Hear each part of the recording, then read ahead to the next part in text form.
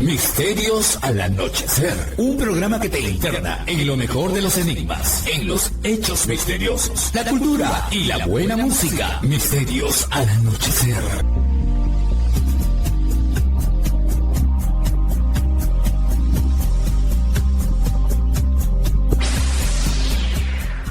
Lima Sur, Arequipa y Lamas, Tarapoto escuchan Misterios al anochecer.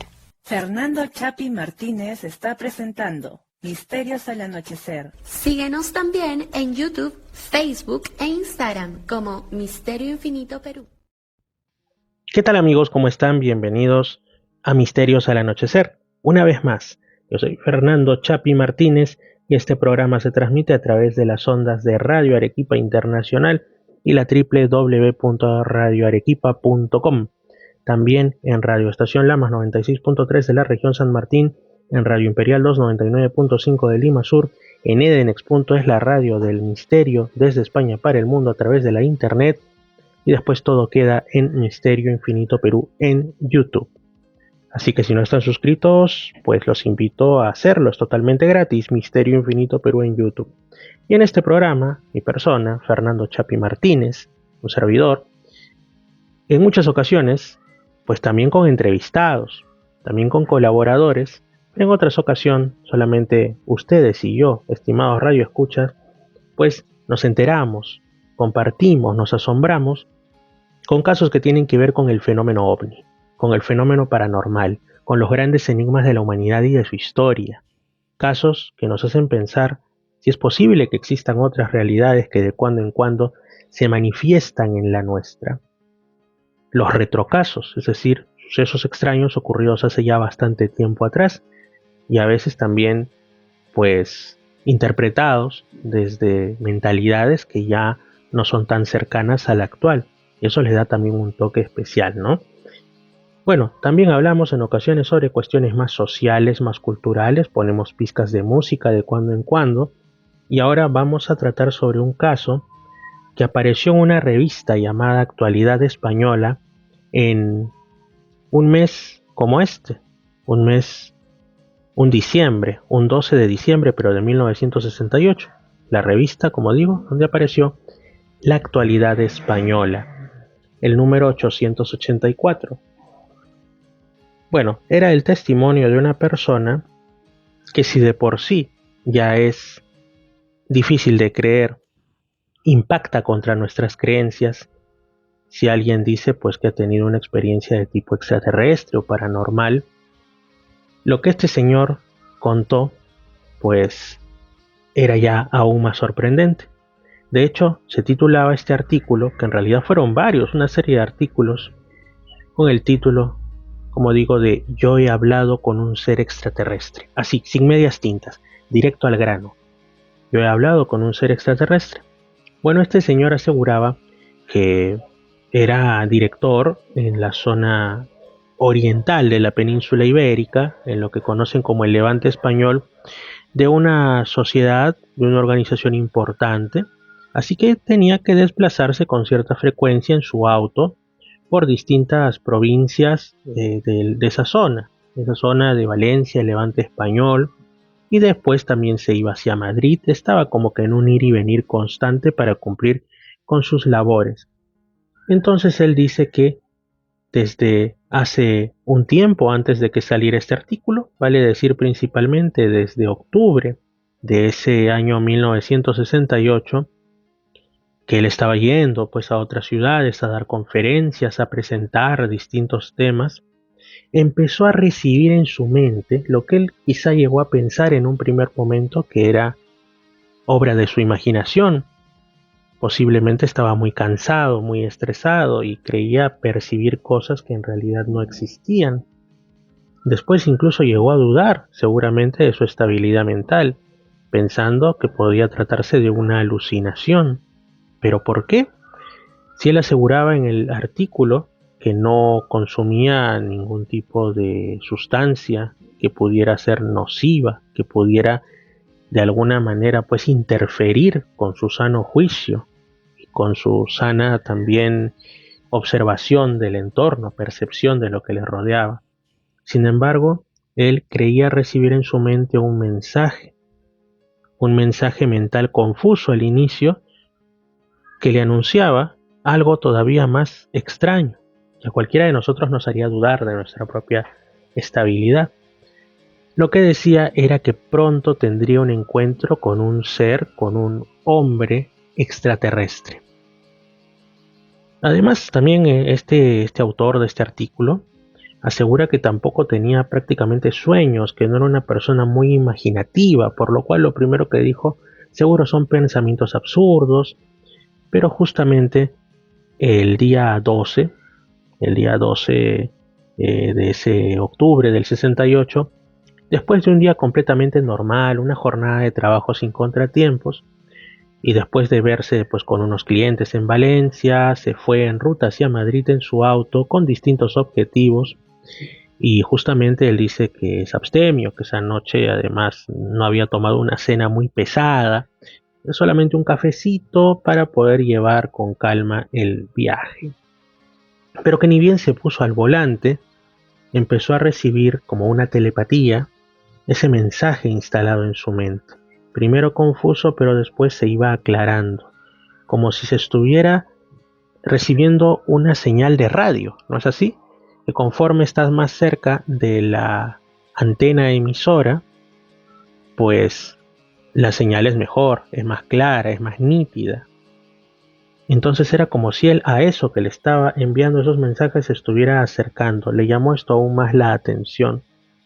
Y el mensaje ya se podía interpretar plenamente. Le decían que no tenga miedo, que no tenga temor, y le indicaban una ruta a seguir donde debía producirse el encuentro, en una carretera sola. Él intentó por precaución bajar un poco la velocidad del auto. Dice que ya para este momento ese mensaje que recibía en su mente era prácticamente una orden, aunque muy amable, que tome un desvío a la izquierda, que vaya por aquí, que ya se van a encontrar, que va a ser una experiencia de la que no se arrepentirá y que recordará toda su vida. En ese momento ya estaba bien preocupado nuestro protagonista porque estaba casi seguro que era una alucinación y que no podía continuar en esas condiciones hasta Madrid, porque en algún momento podía perder la noción de la realidad, estrellarse y morir quizá. Entonces dijo, voy a dormir en un parador que sería como vamos a decir así, un pequeño hostal de carretera, un pequeño refugio para pasar la noche, ¿no? Y pues ya era como la 1 de la madrugada. Paró un momento, pero cuando quiso seguir la marcha el auto no arrancaba. De ahí pasó un camión, el camionero le ayudó a arreglar la posible descompostura, y entonces este señor incluso se sentía tan abrumado por ese pensamiento, por esa telepatía aparente, que le dice al camionero si acaso él no sentía, no escuchaba tan bien como si fuera una voz que hablaba desde arriba. Pero el camionero no prestó atención porque básicamente lo único que quería es que este señor arranque su coche para él también continuar con su labor de camionero. Tenía mucho por hacer. Entonces, a pocos minutos ya empieza nuevamente a andar el auto, está avanzando kilómetros, solo unos 2 kilómetros a la carretera por un desvío, y entonces se le anunció el encuentro inminente. Empiezan a parpadear las luces del auto, falla la chispa de las bujías y el motor nuevamente se paró en seco. Pero apenas estaba, reparando en ello nuestro protagonista, cuando, ahora sí, vio que a su izquierda había un inmenso objeto en forma de disco. Él dice que como si fuera un plato sopero invertido que tendría entre 15 a 20 metros de diámetro, que además no estaba posado en tierra, sino suspendido como flotando a 3 metros sobre el suelo. Tenía una torreta central de otros 3 metros de altura, una especie como de ventanitas dispuestas circularmente, y entonces ahí, por alguna extraña razón, no sintió miedo, no sintió temor alguno, solo un pensamiento que decía, pues, que era verdad, no estaba loco, no eran alucinaciones, lo habían preparado telepáticamente. Descendió del auto y en ese momento, aunque se sentía un poco como con dificultad, como si estuviera dentro de una especie como de campo de fuerza que emanara ese objeto, pues se abre una de las escotillas del aparato, baja una escalerita y desciende una persona. Y digo bien una persona, porque a la luz de la luna se da cuenta el protagonista que era un hombre como cualquier otro, que si le ponemos una camiseta o le ponemos un saco y unos jeans con zapatillas, pues puede ir por la calle y absolutamente no le llama la atención a nadie, ¿no? Un hombre como cualquier otro, de una estatura de más o menos 1,62 m, delgado, tendría unos 50 años de edad. Estaba eso sí vestido con un traje que podía parecer el de un esquiador, de una sola pieza, pantalones ajustados en los tobillos y con una tela muy bonita, gris brillante, se le veía fina. Y de frente avanza hacia nuestro testigo y le habla en perfecto español con una gran sonrisa lo siguiente. Le dice: soy Francisco Atienza, desciendo de hombres de la tierra, pero he nacido en otro planeta. He estado en imperfecta comunicación telepática con usted preparando este encuentro de paz y amistad. Y el testigo pues sentía efectivamente que desde ese tal Francisco Atienza, si tal era su nombre, irradiaban como ondas de comprensión, de bondad y de amistad. Se estrecharon la mano. Parece que este señor de otro mundo se dio cuenta de que nuestro testigo estaba un poco incómodo, quizá por el campo de fuerza de la nave, así que de alguna manera, quizá con una orden mental, apagó el sistema, llamémosle así, eléctrico de la nave.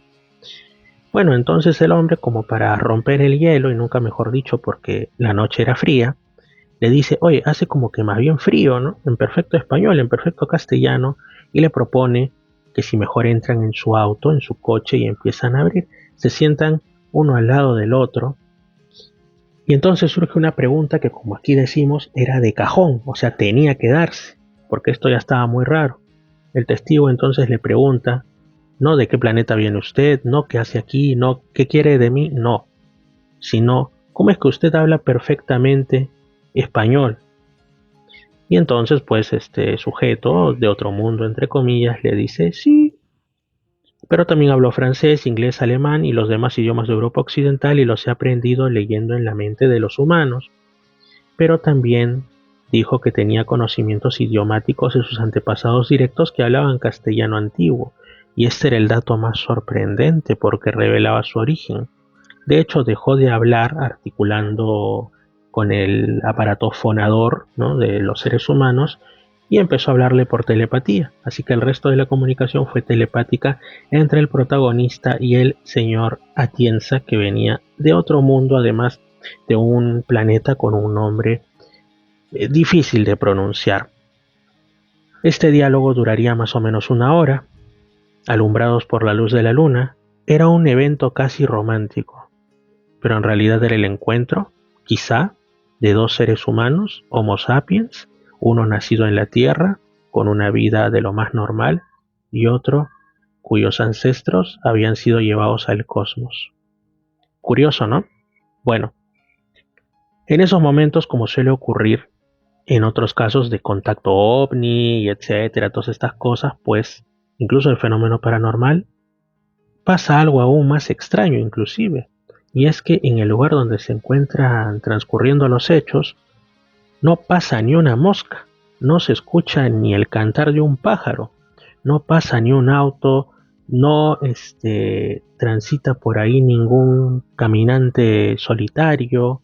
Recordemos que en el caso que narramos momentos antes, había sido un camionero quien ayuda al protagonista a realizar pues las reparaciones necesarias en el auto, así que no era una carretera pues por la que no transitase nadie. Sin embargo, nadie pasaba, ellos estaban tranquilos, y también, como si nada, el objeto discoidal ahí a un lado, como si se hubiera creado una atmósfera propia, casi como una especie de desvío, en un lugar seguro, un espacio seguro entre nuestra realidad y otra a la que los seres humanos no podían ver, ¿no? Como cuando se hablaba antes de estos encuentros con seres feéricos, con duendes, con hadas, que al parecer, mientras estaba el testigo en presencia de estos seres, el tiempo como que iba más lento, como que se detenía, como que nadie los veía, algo así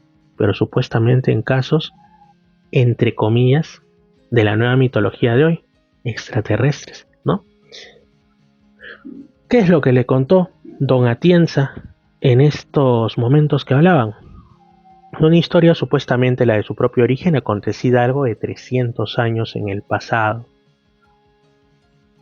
Le dijo que su único antepasado terrestre, del que conocía con certeza el nombre, era justamente su homónimo, un tataratatarabuelo, no sabemos a qué número en la línea, muchas generaciones habían pasado. Francisco Atienza, español de nacimiento, que vivió, era un soldado, pero que después se decidió establecerse como pequeño agricultor independiente y ganadero, en lo que en ese entonces era pues el virreinato del Río de la Plata, cerca a la Capitanía General de Chile, que era en ese tiempo además parte de Perú, del virreinato del Perú, dicho sea de paso, pero al final todo era el Imperio Español, así que no había ningún límite real, ¿no?, dentro de la monarquía hispánica.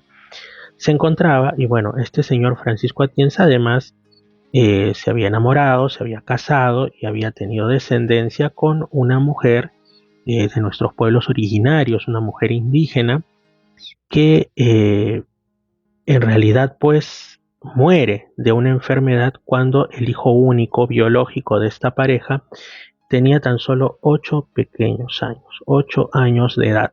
Pero también era parte de la familia una niña adoptada, una niña indígena de unos 5 años que ellos pues habían adoptado y la habían criado como su propia hija. Justamente en aquellos momentos, y aquí viene la presencia extraterrestre, se dice que en un lejano planeta de nombre Urne, así, en realidad el testigo afirma que es la forma más práctica en la que puede intentar poner por escrito en idioma terrestre y concretamente en español, ¿no?, la letra U, la R, la L y la N. Si lo juntamos es Urne, ¿no? Un planeta, pero que le dijeron que tan lejano no era, relativamente estaba próximo a la Tierra, que ya estaba ahí, no la primera ni la segunda, sino la cuarta etapa, la cuarta edad, la cuarta era, la cuarta civilización de esa raza extraterrestre. Y tanto era así que aún cuando aquí en la Tierra estábamos ocupándonos de la expansión de los imperios y de colonizar, sí, pero otros continentes, ellos ya estaban buscando establecer contacto pero con otros planetas.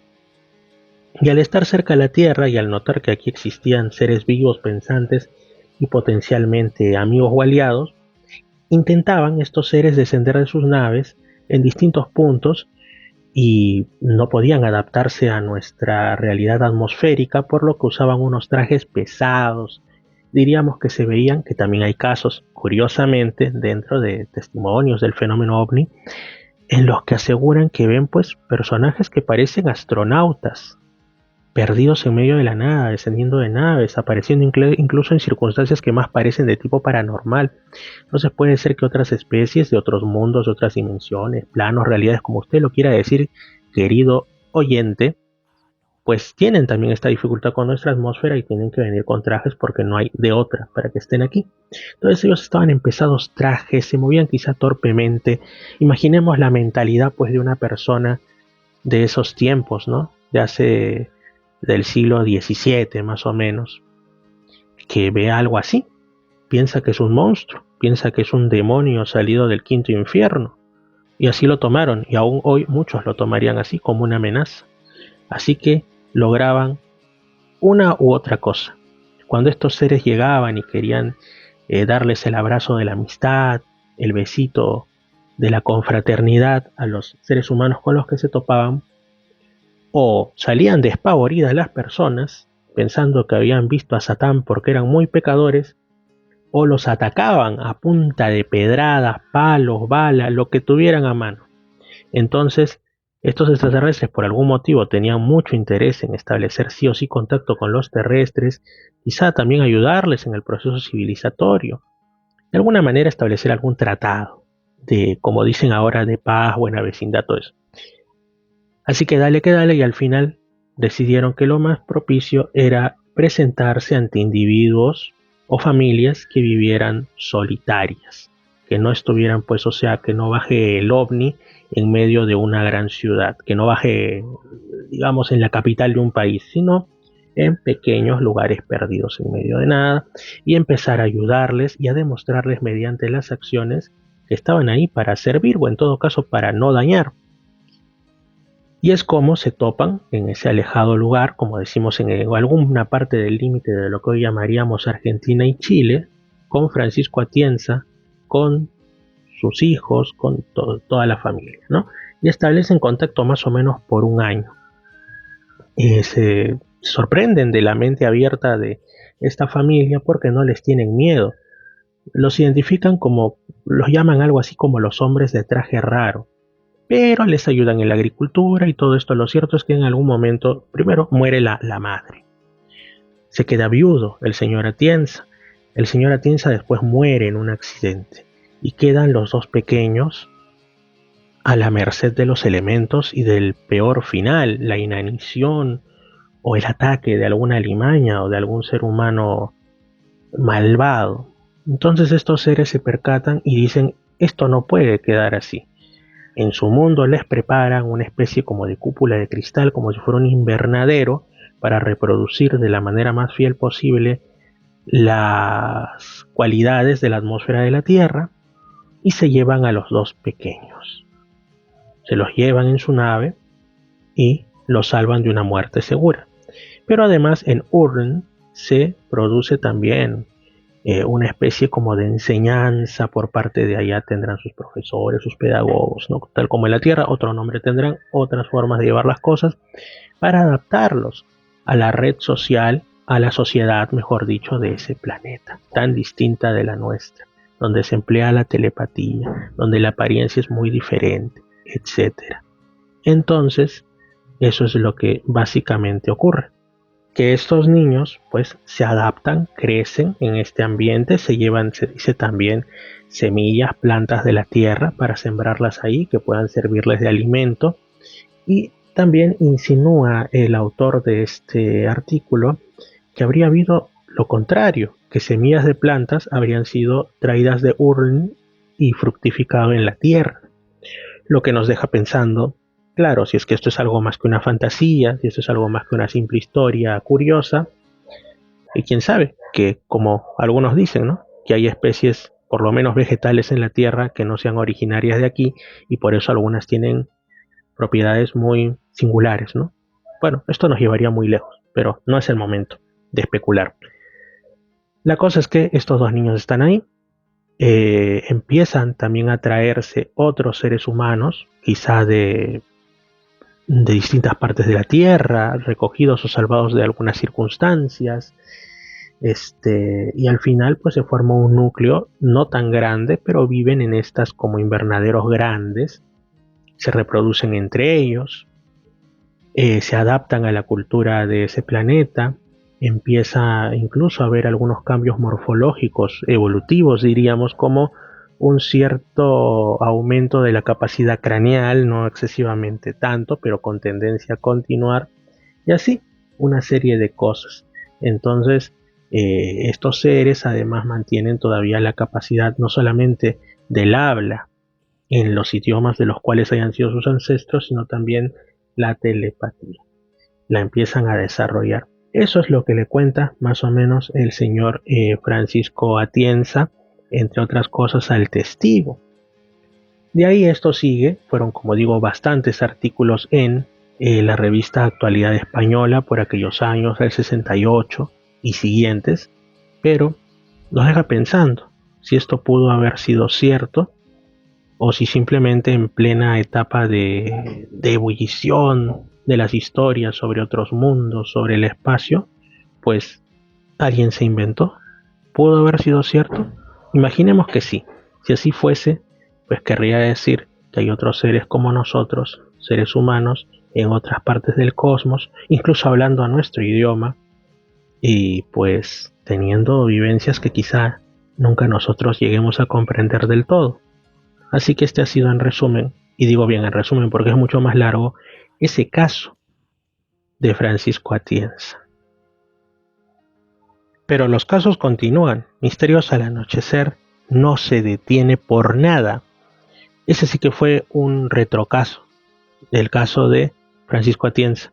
Pero vamos a otro, ocurrido en 1989. Quizá una aparición mariana, no lo sabemos, vamos a descubrirlo juntos. Esto ocurrió en Porto San Elpidio, en Las Marcas, en Italia, un 5 de abril de 1989. Un conocido en realidad, un conocido del mundo ufológico y mucho más, Giorgio Bongiovanni, alrededor del mediodía salió de la zapatería en la que laboraba y caminó hacia su auto.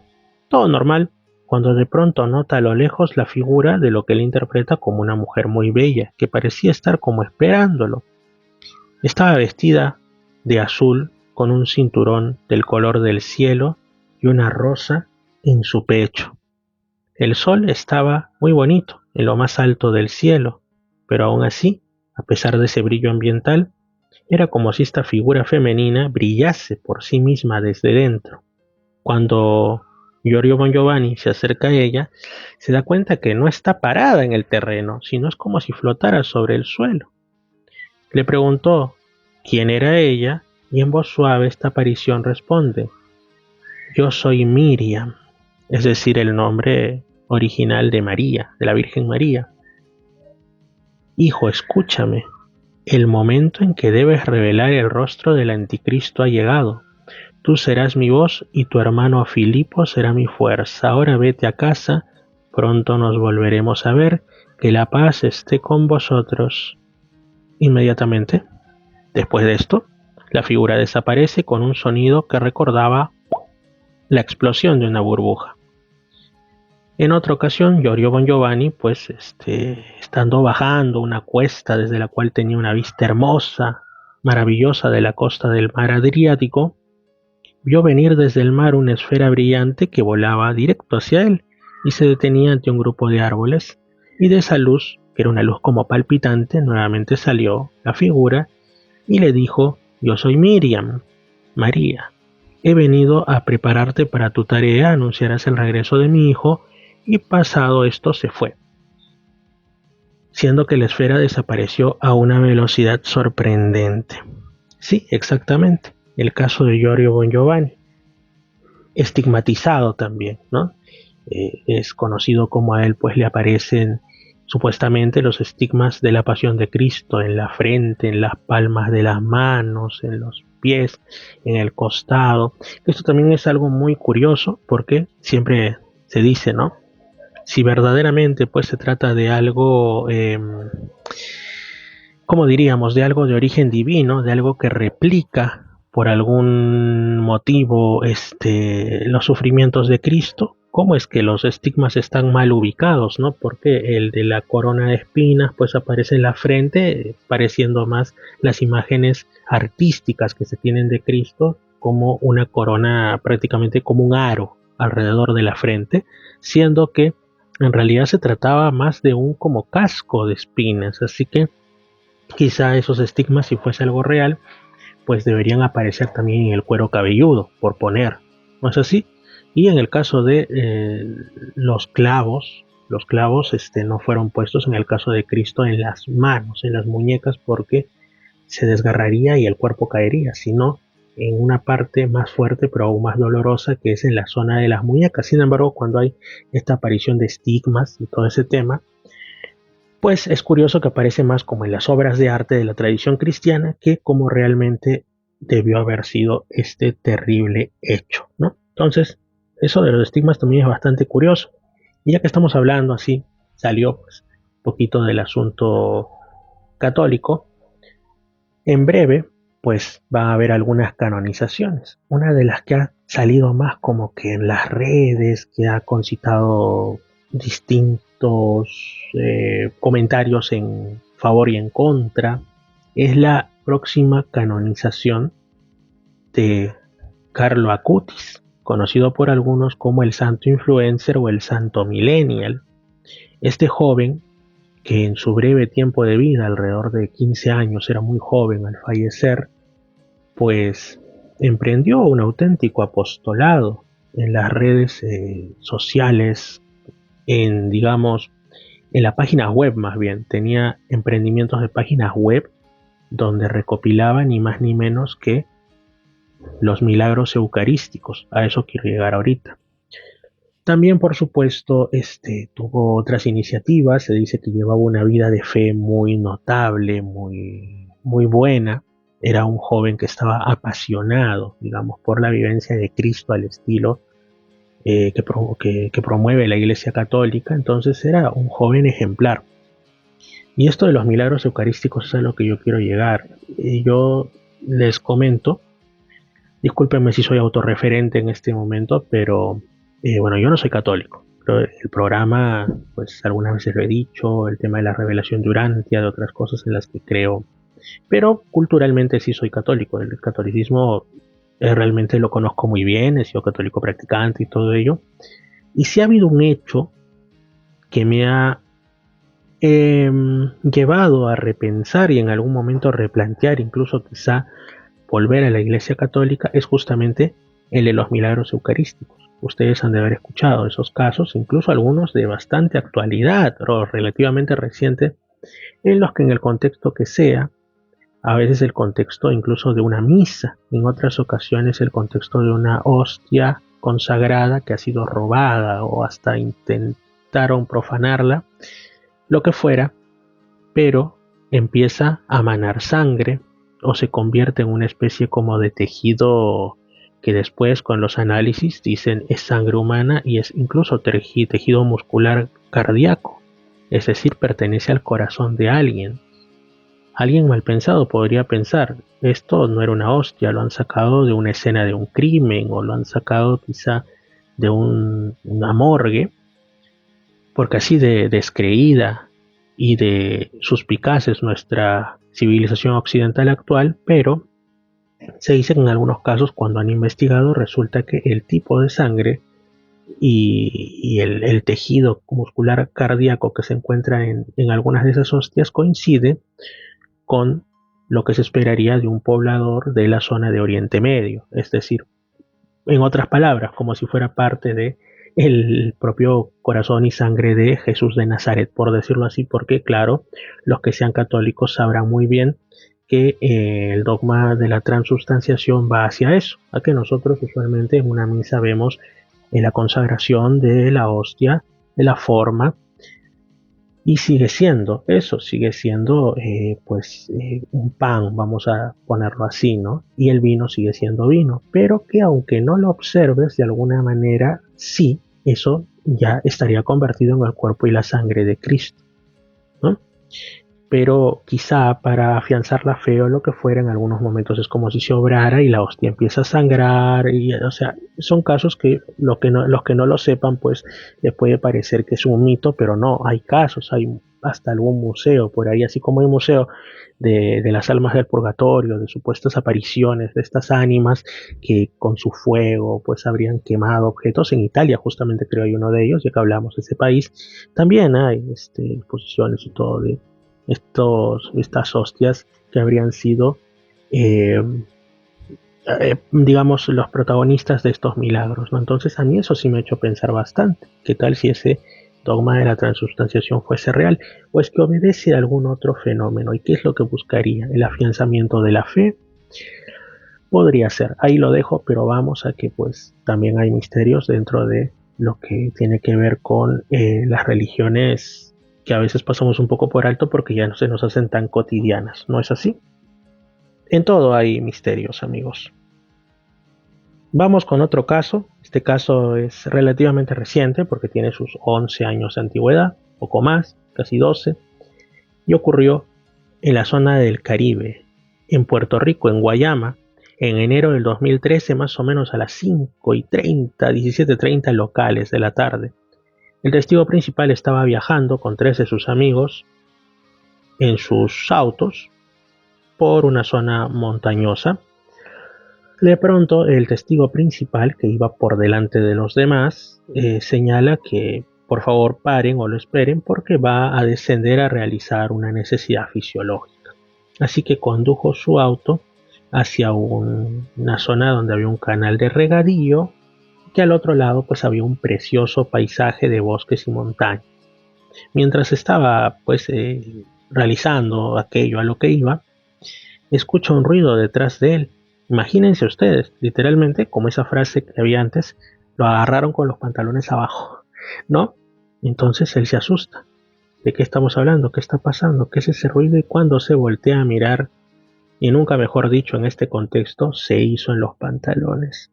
Porque lo que observó no eran a sus amigos que le estuvieran gastando una broma, sino una criatura que él menciona que era la más extraña que había visto en su vida. Un ser que caminaba lentamente hacia su dirección, no sabemos con qué intenciones, no sabíamos qué le quería hacer. Completamente negro, completamente oscuro, caminaba erguido como un ser humano, pero sus brazos eran mucho más largos, llegaban hasta sus tobillos, como si fuera el caso de los simios, ¿no? Cuando ustedes ven sobre todo un gorila o un orangután, tiene unos brazos no solamente fornidos, sino mucho más largos en comparación a las proporciones de un humano. Este ser iba hacia él, recordemos la incómoda escena, nuestro personaje está realizando sus necesidades, está en una posición incómoda y vulnerable. Las piernas de este ser eran como cortas, como arqueadas, como si estuviera encorvado, como si fuera un andar de una persona adulta mayor. Y esta extraña figura llega hasta el frente del testigo y se para en el borde del canal de riego y lo observa desfachatadamente, sin temor alguno, y de frente da un tremendo salto para cruzar al otro lado del canal. Después ya no le prestó atención a nuestro testigo, caminó hacia la vegetación y desapareció. El testigo rápidamente, no sabemos si concluyó aquello a lo que iba, pero se fue pitando hacia su auto y condujo hacia donde estaban sus amigos, gritando, casi gimiendo de miedo. Al parecer regresó al día siguiente al lugar y vio un rastro como de pisadas en el lugar donde efectivamente había estado este sujeto peludo. Dicho sea de paso, en Puerto Rico hay historias bien raras de extraños personajes. Algunos lo llaman gárgolas, así como la canción de Soy una gárgola, pero en verdad seres extrañísimos. El conocido chupacabras también.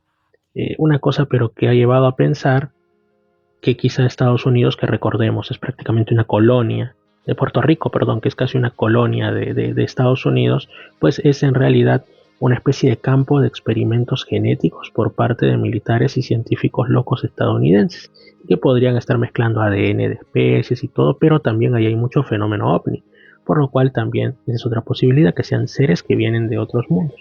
¿Por qué es que eligieron a Borinquen? ¿Por qué eligieron a la Isla del Encanto, un lugar en el fondo no muy extenso territorialmente para sus apariciones? Eso no lo sabemos, pero hay mucho misterio en ese lugar, en esa maravillosa isla. Y además no nos vamos a ir de Puerto Rico. Vamos a contar otro caso extraído del grupo de Humanoids and UFOs and Other Strange Phenomena del amigo Albert Rosales, que además Albert, investigador que ha estado muchas veces en el programa, investigador cubano-estadounidense afincado en Miami, lo extrajo como fuente de las investigaciones de Jorge Martín Miranda, uno de los investigadores más importantes de Puerto Rico, y es el caso denominado como el árbol de tamarindo y el fin de los tiempos. Villa Blanca, Caguas, Puerto Rico, es el lugar. La fecha, algún instante de 1975, a las 22 horas locales, 10 de la noche. Ocurre un extraño incidente en la residencia de una pareja casada conformada por el señor Pedro Orlando Díaz y su esposa Rita Santana, que además en ese momento ya eran adultos mayores y eran ancianos. Ellos refieren que habían estado ya acostados en su dormitorio cuando de repente una luz muy brillante invade toda la casa y aparece un viento fuerte, un viento casi huracanado de la nada que sacudía toda la vivienda. Tenían, por ejemplo, una pila de papeles en su escritorio y estos papeles, aún estando dentro de la casa y el viento pues es como si se hubiera colado, no sabemos por qué rendijas, sopló tanto que los papeles salieron disparados como aves por todos lugares. Miran por la ventana Rita, concretamente la señora Rita, mira y ve algo así que define como una especie de platillo volador, suspendido sobre un árbol de tamarindo que tenían justamente en la parte trasera de su patio. La luz brillante emanaba de ahí, de ese objeto. En un momento dado se abre como una escotilla del objeto, sale una escalerita y Rita afirma que escucha una voz que le dijo lo siguiente, y la dejó aún más asustada de lo que ya estaba la pobre anciana. Le dijo que el final estaba cerca y que habían venido a llevarse a Rita y a su familia con ellos. No sabemos si a otro mundo, otra dimensión o con qué finalidad. Rita estaba convencida de que pues iban a ser abducidos. Así que le dice a esta voz que no, que aún no podían irse, que tenían que prepararse, que tenían que despedirse de sus otros familiares. Quienquiera que hubiera estado dentro del objeto, ya que la señora Rita nunca los vio físicamente, le respondieron que estaba bien, si eso era lo que ella quería, pero que igual iban a volver en otro momento. La escalera se retrajo dentro del objeto, no bajó nadie de ahí, la escotilla se cierra, el objeto se volvió aún más luminoso, el viento volvió a salir de nuevo, es decir, que emanaba de esa nave, y se levantó en el aire y desapareció en los cielos. Para esto Rita estaba ya aterrorizada. Su esposo Pedro, pues, ¿dónde estaba? ¿Dónde estaba el señor? ¿Por qué no acompañó a su esposa a ver esta terrible aparición? Pues resulta que por algún extraño motivo el señor Pedro había caído, inducido quizá, como desmayado en un sueño muy profundo, muy raro, que le gritaban, le jalaban de los brazos y él seguía roncando. No despertaba. Esto también es muy común en casos que tienen que ver con el fenómeno ovni. Según su hijo, el señor Mario Orlando, que era el hijo de la pareja, al día siguiente llegaron varios individuos raros hasta la vivienda y se identificaron como empleados de él en ese entonces. En ese entonces existía, ahora ya está cerrado, desmantelado, cercano observatorio de radio, o radiotelescopio de Arecibo, directamente, ahí sí lo vamos a sacar más, y que estaban allí para investigar qué había sucedido, es decir, que no habían sido los únicos testigos. Esa área al parecer estaba bien monitorizada por entes mucho más oficiales y sospechosos. Llevaban estos personajes identificaciones que decían que eran empleados del observatorio. Sin embargo, nadie sabía cómo es que pudieron enterarse en realidad. Estos visitantes querían conocer cada detalle del encuentro, querían tomar muestras del terreno y de todo lo que había en la casa y muy especialmente del árbol de tamarindo. Sin embargo, un par de días después del incidente, el árbol sobre el que se había posado este objeto, comenzó a cambiar de color como si se marchitase, o más que marchitase, como si una extraña energía residual lo estuviera matando al pobre árbol. Así que este platillo volante de ecológico no tenía nada, porque ¿qué culpa tenía el árbol de tamarindo? El árbol estaba cambiando de color, se secó totalmente, con un color gris, muy extraño, muy extraño.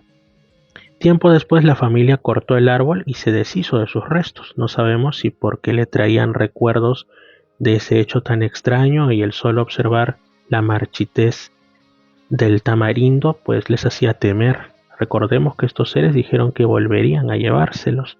Entonces, ¿para qué tener un recordatorio? Así como antes pues ponían la calaverita del memento mori, recuerda que morirás.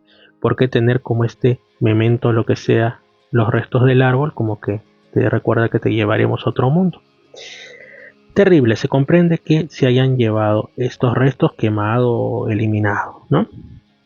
Pero bueno, los presuntos empleados del observatorio del radiotelescopio de Arecibo, que recordemos que no es cualquier radiotelescopio, de ahí pues surgían temas relacionados al proyecto SETI, este proyecto que justamente lo que buscaba por parte de la NASA era supuestamente rastrear señales de radio que vinieran del espacio y pudieran haber sido hechas por una civilización extraterrestre. buscaba el contacto, vamos a decirlo así. Dicen que lo desmantelaron porque estaba viejo y porque nunca se llegó tampoco a encontrar el tan anhelado mensaje de evidencia. Pero nosotros, los que somos más suspicaces y nos gustan estos temas y también por ahí que nos informamos, sabemos que más que mensajes han llegado. Otra cosa es que no lo hayan dicho, no sé si en ese radio observatorio, en ese radiotelescopio, pero sí en otros lugares. No, pero esos temitas, esas son otras cositas. Lo cierto es que, pues, justamente estos personajes, después de entrevistar a los dos ancianos, les advirtieron, no les sugirieron, les advirtieron, digamos, les amenazaron, que no se les ocurra que no hablaran con nadie sobre ese incidente. Así que la familia estaba muy perturbada por esta aparición de estos seres, de estos supuestos empleados, ¿no?, del observatorio. Una vecina de la pareja de nombre Gloria Acevedo también fue testigo de esta aparición, porque esa noche acababa de salir de su baño y de pronto cuando va a la sala a ver un programa de televisión, se va la luz de la casa, la dejaron sin su teleserie favorita y al mismo tiempo aparece una intensa luz desde fuera. Según la señora Gloria Acevedo, sintió como un impulso que no podía controlar, la estaban llevando como un autómata a levantarse del sofá, caminar hacia la ventana lateral y mirar hacia afuera, y es cuando ve el gran objeto, aunque ella lo describe como con forma de huevo, un objeto que estaba flotando detrás de la casa de sus vecinos, de los testigos principales. Vio también que salía una pequeña escalera del objeto, una luz blanco-rosada muy brillante. No veía a los ocupantes, pero sabía que había algo o alguien dentro de él porque podía oír ruidos. También escuchó algo que ella calificó como un sonido como de cuando varias personas hablan a la vez, susurran algo muy rápido al mismo tiempo, como un cuchicheo, digamos así. Un rumor muy potente, muy fuerte y que no podía determinarse en qué idioma hablaban, qué decían, pero que era casi como un soplo o como un disco cuando, o sea, para los que sean más de los old times, ¿no? Un disco de estos de vinilo que a veces te equivocabas, ponías otro número de revoluciones, iba tan rápido que parecía que estaban cantando las ardillitas, bueno, algo así. La señora Acevedo se quedó en la ventana mirando el objeto y escuchó que doña Rita llegó a gritar algo, pero tuvo miedo de salir y auxiliarla. Permaneció ahí, observó el objeto que flotaba durante un tiempo, cuando de repente siente una quemazón en sus ojos, un dolor muy fuerte en su ojo derecho. En ese momento escuchó un fuerte zumbido y la nave desapareció de la nada. La señora quedó como aturdida por el miedo y se sentó en la cama, y su pequeña hija estaba preocupada por su estado y le preguntaba incesantemente qué pasó, pero la señora Gloria Acevedo no supo responder. Permaneció como en un estado de estupor, como fuera de la realidad durante unos 20 minutos, porque sintió que algo le habían comunicado los ocupantes del objeto. Le dijeron algo así como: no hablarás, no puedes hablar. Adicionalmente describió el objeto como que era bello, bonito en apariencia, con forma de huevo, rodeado de una luz rosa brillante y luces multicolores. No quiso hablar hasta el día siguiente, cuando conversa con la pareja de ancianos Rita y Pedro. Según la señora Acevedo, dice que Rita le dijo que escuchaba voces que venían del objeto, mencionándole eso, que el final estaba cerca y que habían ido a buscarlos. Según Rita, tuvo que encerrarse en su dormitorio y cerrar toda ventana porque algo poderoso la traía hacia el objeto y estaba convencida de que se la querían llevar. Hablaban de esto una y otra vez. Lo cierto es que justamente la señora Acevedo también informó que había recibido al día siguiente esa rara visita de personajes que decían ser funcionarios, operarios, trabajadores del Radio Observatorio de Arecibo. Igual le preguntaron todos los detalles. Uno de ellos parecía ser estadounidense y le pidió incluso dibujar lo que vio. Le mostraron panfletos que contenían dibujos y fotos de platillos volantes de muchos tamaños y formas para ver si alguno de ellos se acercaba a lo que ella había visto. Señaló pues entonces a uno y inmediatamente este desconocido que parecía estadounidense miró a otro que parecía más bien puertorriqueño y le dijo simplemente es lo mismo sin explicar nada a la señora Acevedo. Fue como si entre ellos hablaran de algo que supieran pero no querían revelar. El que parecía puertorriqueño insistió que la señora Acevedo fuera con ellos y diera algunas informaciones, quizá conferencias en el observatorio sobre lo que había visto. Pero algo hizo que la señora desconfiara y se negara a ir a cualquier parte con ello, aunque insistían estos señores. Y uno de los hombres le dijo lo siguiente: deberías sentirte afortunada. He estado trabajando en esto durante 30 años y nunca he visto uno de esos objetos por mí mismo. Agregó que era posible que ella volviera a ver el objeto y tal vez a sus ocupantes, quienes le darían alguna información importante. Después, más tarde, la señora Acevedo empezó a sufrir una terrible irritación ocular, aparentemente producida por esa luz potente emitida por la nave, y más tarde perdió la mayor parte de la visión en su ojo derecho, el mismo en el que sintió ese fuerte ardor durante la visión de la nave. Otros testigos del caso fueron una enfermera que vivía frente a la casa de la pareja de ancianos inicial, que también vio la luz, pero no salió a ver qué era lo que estaba pasando, sino que fue a la habitación de su hijo pequeño, y lo encontró sentado en la cama, mirando la ventana en un estado de estupor. La ventana estaba cerrada, pero rayos multicolores se filtraban a través de las rendijas. En ese momento se dio cuenta de que algo fuera de lo normal estaba sucediendo. Intentó salir, pero dice que una fuerza extraña le impidió hacerlo. ¿Y ahora qué les parece si cerramos el programa de hoy con un retrocaso, un auténtico retrocaso? Porque ya en una década cumplirá un siglo, tiene sus 90 años más o menos. Esto ocurrió en otro lugar del mundo, con otro idioma, con otras características culturales, políticas y en fin. Kubinka, en la región de Moscú, en Rusia, aunque en esos momentos pues era la Unión Soviética. La fecha, el verano de 1935, 1936, por ahí la hora no la conocemos con certeza, pero era de mañana. Este incidente tuvo lugar pues en un día claro y soleado en esa zona ya mencionada de Kubinka, cerca de el ferrocarril que iba pues hacia Bielorrusia. Había pues edificios residenciales, sin embargo estaban separados más o menos por unos 100 metros entre sí, es decir, pegados no estaban. El testigo principal, el testigo en realidad era un niño pequeño de entre 5 a 6 años que había salido a dar un paseo con su mascota, un perro pequeño, un animalito que además tenía el hábito de acercarse a todos los que estaban por ahí y agarrarse de sus talones, de sus piernas, y nosotros sabemos, todos hemos conocido ese tipo de perritos que se te acercan y se pasan de cariñosos, y bueno, su perrito era algo así, ¿no? Un animalito simpático. Lo cierto es que el niño, el testigo, llegó hasta la zona del borde de un barranco, donde había como una vieja zanja, el suelo estaba cubierto de hojas caídas, y en la pendiente opuesta de esa como zanja, lentamente, pues se quedó mirando alrededor, como algo pasaba ahí. Y efectivamente algo pasaba, porque había una especie como de hombre muy pequeño que estaba deambulando, como si explorara un terreno extraño, desconocido, un nuevo mundo. Este ser, este hombre pequeño, muy pequeño, estaba vestido como con un overol gris verdoso.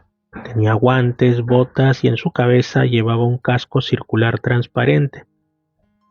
Sobre sus hombros tenía una especie como de pequeña mochila o cartera, desde la cual salían unos tubos que llegaban a ambos lados del casco, como si fuera un dispositivo quizá de respiración en un ambiente que no era el suyo.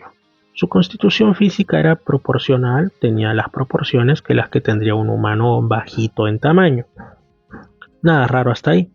Su cara era como la de un hombre de edad mediana, aunque sin barba ni bigote, y el color de la piel era como bronceada, morena, y eso sí, su mirada era de seriedad total.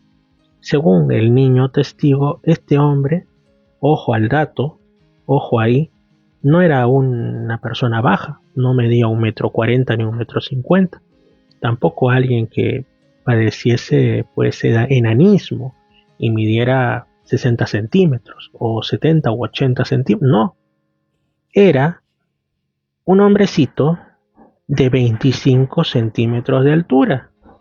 Alguien diría en otro momento un duende, algo así, ¿no? Pero vestido como si fuese lo que décadas después, todavía unas 30 y tantos años después, serían los primeros astronautas con estos trajes, pues con una mochila para la respiración, un casco con una visera transparente, ¿no? Aunque en este caso dicen que el casco era totalmente como de vidrio, por eso podía ver tan a la perfección sus facciones. Lo cierto es que este enanito de otro mundo, este astronautita de otro mundo, digámoslo así, pues se dio cuenta de pronto que el niño lo estaba observando desde el borde de la zanja. Y parecía estar genuinamente sorprendido, porque es como que hizo un parpadeo, así como esos parpadeos que uno hace como diciendo, ¿qué está pasando aquí? Y pues este hombre de alguna manera habló hacia el chico, hacia el niño, diciéndole de una manera poco amable, ¿qué estás haciendo aquí? ¿Espiando? Vete. El niño no se fue, le respondió, no estoy mirando, estoy caminando y pensé que tú eras un buzo, pero no tienes cables o mangueras. Eres un adulto y yo soy un niño, y nunca me ha perseguido un adulto a menos que esté en su camino, y estoy quieto, estoy callado y no quiero molestarte de ninguna manera. O sea, para ser un niño tan pequeño también le respondió de una manera bastante madura, ¿no? Eso también llama la atención en este relato. Sin embargo, dice, después ya de adulto contó el caso seguramente el niño, que este intercambio de información no fue hablando, sino por pensamiento, por telepatía. Y la diferencia del tamaño, pues era bastante recordada por el testigo. Él estaba seguro, este hombrecito medía 25 centímetros de estatura, mientras que el chico, aun siendo un niño de 5 a 6 años, era considerablemente más alto porque su estatura era completamente normal. El niño continuó y le dijo, puedes estar enojado conmigo, puedes amenazar con perseguirme, pero yo soy mucho más grande que tú y tengo un perro que aún no has visto y está enojado, así que temo por ti. Y dice que el hombrecito le responde al niño así. Esto es una cosa surrealista. Imagínense un ser que supuestamente viene de otro mundo, entre comillas, y se pone de tú a tú, de boca a boca con un pequeño niño indefenso. O sea, es algo extrañísimo este caso. Entonces le responde también telepáticamente, no tengo miedo de tu perro porque no me hará nada. De hecho, pues el hombre en ese momento se dio la vuelta y caminó en dirección opuesta. Sus pasos iban acelerados, rápido, el aire a su alrededor parecía como agitarse, parecía como si saliera vapor de alrededor suyo, como el que emana de una tubería de cocina caliente. Y después dicen que de caminar 3 o 4 metros, este ser extraño desaparece por completo. El niño y el perro se quedaron como en un estado de shock. El perro después empezó a correr inmediatamente hacia la zanja, dando vueltas en el lugar donde el hombrecito había desaparecido. Se había literalmente vaporizado, desvanecido en el aire. Empezó el pequeño perrito a olfatear el terreno, el camino, caminando esos 3 y 4 metros por los que transitó el ser. Se detuvo en un estado de total confusión, como si el pobre animal supiera que eso era imposible, como si hubiera adquirido conciencia de la situación, o como si algo, una energía que aún estuviese presente en eso, le causara esa confusión. El niño también caminó, exploró por el fondo de la zanja, pero no había nada raro. Revisó el lugar varias veces, nunca encontró nada inusual. Este caso fue referenciado por Alexei Ivanov a un investigador de apellido Generalov del Instituto de Investigación de Fenómenos Anómalos, justamente de Rusia, actualmente en esos tiempos la Unión Soviética. Y nos deja pensando, ¿no? ¿Qué habrá pasado? ¿Será que nuestro joven protagonista lo contó a sus padres, a sus tíos, hermanos mayores? ¿Y qué le habrán dicho? Más aún en esa etapa en la que, pues históricamente se fomentaba la no creencia, se condenaba por estos afanes soviéticos, ¿no? De, según ellos, temas del materialismo científico, y se condenaba todo lo que fuera para ellos fantasía, en realidad la espiritualidad o las cosas que trascendieran lo que convenía a sus fines, pues seguramente sus padres y la sociedad en su conjunto de ese lugar habrán dicho que es una fantasía de niños, que es una mentira, quién sabe si hasta le hayan castigado, ¿no? Diciéndole que por qué inventa cosas imposibles. Así es, amigos, esto es lo interesante de estos retrocasos. Han habido otros sucesos que involucran a supuestos seres pequeñitos y así, pero unos enmarcados dentro de la mitología, el folclore, el ámbito de lo paranormal, también de los seres feéricos, espíritus de la naturaleza, pero también del fenómeno ovni. Quizá estemos, como siempre digo, hablando de una misma realidad, pero con diferentes nombres, dependiendo de la época, de nuestras creencias y de muchas otras cosas. Yo soy Fernando Chapi Martínez, esto es Misterios al Anochecer y muchas gracias por habernos acompañado en esta edición a través de Radio Arequipa Internacional, la www.radioarequipa.com, Radio Estación Lamas 96.3 en la región San Martín, Radio Imperial 299.5 en Lima Sur, Edenex.es la radio del misterio y Misterio Infinito Perú. Misterio Infinito Perú en YouTube e Instagram. Fuerte abrazo, Dios los bendiga y nos estamos escuchando en el siguiente programa a la misma hora. Lima Sur, Arequipa y Lamas, Tarapoto escuchan Misterios al Anochecer. Fernando Chapi Martínez está presentando Misterios al Anochecer. Síguenos también en YouTube, Facebook e Instagram como Misterio Infinito Perú. Misterios al Anochecer, un programa que te interna en lo mejor de los enigmas, en los hechos misteriosos, la cultura y la buena música. Misterios al Anochecer.